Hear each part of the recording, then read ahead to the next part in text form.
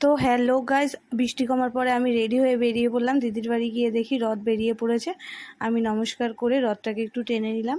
তো আর দেরি না করে সবাই যখন এসেই পড়েছে, দিদি বললো এবারে রথটাকে নিয়ে বেরিয়ে যাওয়া যাক।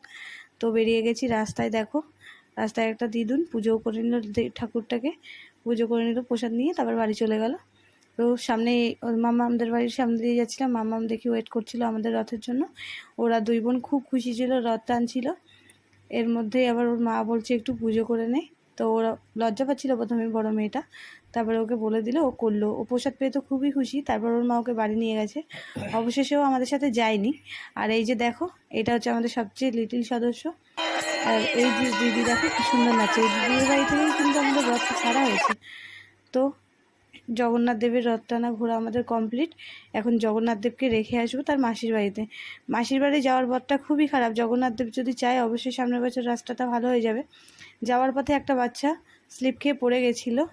বাচ্চাটা তো স্লিপ খেয়ে পড়ে গেল। তোমরা আমার কমেন্ট করে বলতে ভুলো না যে আমার ঘোরাটা কেমন হয়েছে, আমরা জগন্নাথ দেবের সাথে যে ঘুরতে গেছিলাম সেটা কেমন হয়েছে। লাইক কমেন্ট শেয়ার করো, চ্যানেলটাকে সাবস্ক্রাইব করো, পাশে থেকো। আর এই যে দেখো, অবশেষে জগন্নাথ দেব ঘরে উঠে গেল। জগন্নাথ দেবকে ঘরে রেখে আমরা সবাই মিলে একটু আনন্দ মজা করে নিলাম জগন্নাথ দেবের নামে ধ্বনি দিয়ে। খুবই আনন্দ করছিলাম। তারপরে আস্তে আস্তে সবাই মিলে দিদির বাড়িতে চলে যাই। দিদি আমাদের জন্য, সবার জন্য খিচুড়ি আয়োজন করেছিল, প্রসাদ বিতরণ করলো দিদি। আর আমরা সবাই মিলে প্রসাদ নিলাম। এই যে দেখা হচ্ছে নেক্সট ভিডিও।